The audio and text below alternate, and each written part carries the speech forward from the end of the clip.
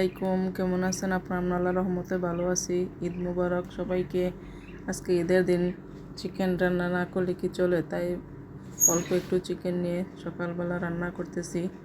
ভালো করে অনেক কষিয়ে নিচ্ছি, চিকেনে যত মশলা সব দিয়ে দিচ্ছি। দেওয়ার পর ভালো করে কষিয়ে নিতেছি।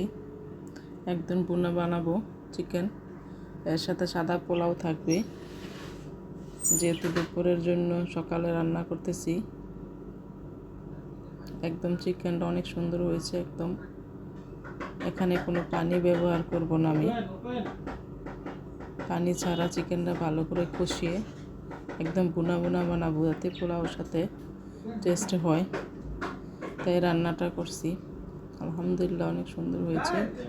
সাথে ছিল সাদা পোলাও, কালো জিরা চাউলের পোলাও রান্না করতেছি। আমার মেয়ের খুব পছন্দ চিকেন দিয়ে পোলাও রান্না করাটা খাওয়ার জন্য, এজন্য আমি পোলাও রান্না করতেছি।